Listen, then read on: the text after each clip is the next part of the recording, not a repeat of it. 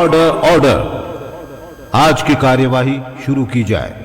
My Lord, मैं ओम मंडली के खिलाफ कोर्ट में केस पेश करना चाहता हूं, इसलिए उनकी तरफ से किसी को कटघरे में बुलाया जाए। इजाजत है। ओम राधे हाजिर हो। इस पवित्र गीता पर हाथ रखकर कसम खाओ कि मैं ओम राधे ईश्वर परमात्मा को हाजिर नाजिर जानकर शपथ लेती हूं कि जो कहूंगी सच कहूंगी, सच के सिवा कुछ नहीं कहूंगी। जज साहब, मैं इन आंखों से तो आपको ही हाजिर नाजिर देख रहे हो, भगवान को तो इन आंखों से देख नहीं सकती, तो मैं ये झूठी कसम कैसे लूं कि मैं भगवान को हाजिर नाजिर देखती हूं।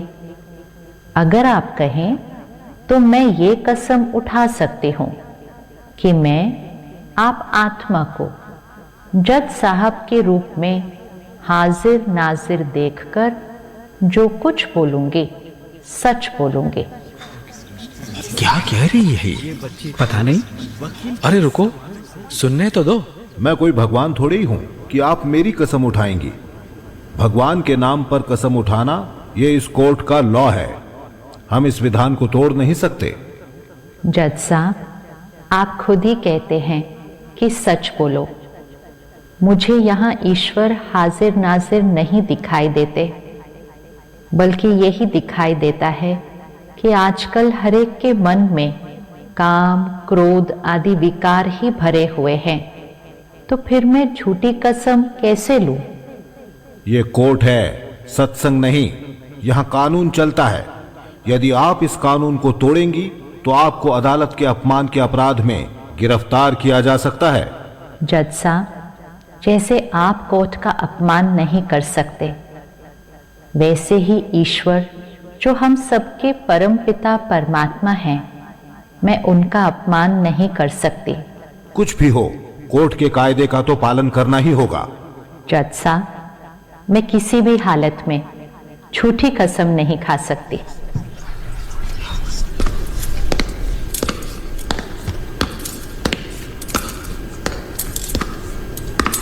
पुलिस वाला दिल से नहीं चाहता था कि वो मम्मा को हथकड़ी पहनाए।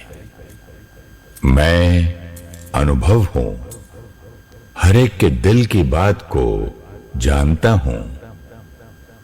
इतने में जज ने उसको रोक दिया। अच्छा ठीक है, आप वकील साहब के सवालों का सही सही उत्तर देती जाइए। सत्य आत्मा में इतनी शक्ति भरता है कि तूफान भी तोहफा बन जाता है। निश्चय बुद्धि विजयंती, ऐसी थी मम्मा। क्या ये सच है कि ओम मंडली में घर बार रिश्ते नाते छोड़ने को कहा जाता है? जी नहीं, ये सच नहीं है। परमात्मा हमें विकारों को छोड़ने की शिक्षा देते हैं, न कि घर छोड़ने की। तो फिर लोग घर क्यों छोड़ रहे हैं? ओम मंडली में सिर्फ बाबा और कुछ परिवार अपनी इच्छा से रहते हैं। बाकी सब अपने घर में रहते हुए रोज ज्ञान सुनने आते हैं। रही बात हम कन्याओं की, हम सब अपने परिवार से अनुमति पत्र लेकर आए हैं। अब यह बताइए कि आप सब इतना रोकने पर भी घर बार छोड़ ओम मंडली में क्यों चली गई? जब पुरुष संन्यास लेते हैं और घर बार छोड़ जाते हैं तो उन पर मुकदमा क्यों नहीं होता? उनसे ये प्रश्न क्यों नहीं पूछा जाता? भगवान के लिए तो नर नारी एक समान है। जब हम माताएं पवित्र जीवन जीना चाहती हैं, ज्ञान प्राप्त करने के लिए ईश्वरीय सत्संग में जाना चाहती हैं, तो हमसे ये प्रश्न क्यों पूछे जाते हैं? जज साहब, ज्ञान अमृत पीने में संबंधियों की ओर से जो रुकावटें पड़ती हैं तथा पवित्र जीवन जीने के लिए माताओं पर जो अत्याचार किए जाते हैं, उसी के परिणाम स्वरूप कुछ माताएं ओम मंडली में आ गई हैं। ऐसी कई माताएं हैं जो घर से बाहर भी नहीं जाती थी, पति को परमेश्वर मानती थी। वह उनको छोड़कर क्यों चली गई? जज साहब, अगर पति परमेश्वर है तो पत्नी उसकी परमेश्वरी हुई ना। क्या पत्नी पति की दासी मात्र ही है? क्या वो भोग विलास के लिए ही है? यदि पत्नी हाथ जोड़कर पवित्रता की भीख मांगती है तो उसे मारा पीटा जाता है।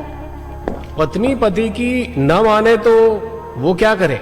जज साहब, नारी के भी कुछ अधिकार होते हैं। जब भी कोई पीड़ित नारी हमारे पास आई, हमने फौरन उसके पति को तार भेजी है। अगर सरकार उनकी सुरक्षा की जिम्मेवारी ले, उन्हें पवित्र जीवन जीने की स्वतंत्रता दिलाए, तो वो आज ही वापस घर चली जाएंगी। इस बात को हल करने से पहले तो ये फैसला हो कि कंजुगल राइट्स हैं क्या। श्रीमद् भागवत गीता में कहा गया है कि काम महाशत्रु है, इसको आप अधिकार कहते हैं। भारतीय सभ्यता में तो ब्रह्मचर्य पर बल दिया गया है।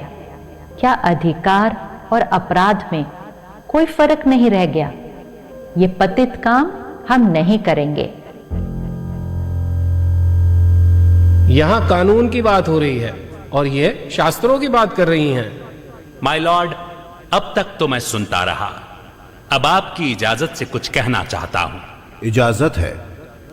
ओम राधे कह रही हैं कि यह पति पत्नी की सब इच्छा की बात है, परंतु यदि उनमें से एक न चाहे तो इसे पति का अधिकार कैसे माना जा सकता है? दोनों के अधिकार तो बराबर हैं। मुझे और कुछ नहीं कहना है। That is all your honour. जज साहब, ये सभी उत्तर शांत होकर सुनते रहे और लिखते रहे। ओम राधे कटघरे से जब नीचे उतरी तो लोगों ने तालियों से उनकी सत्यता को सराहा।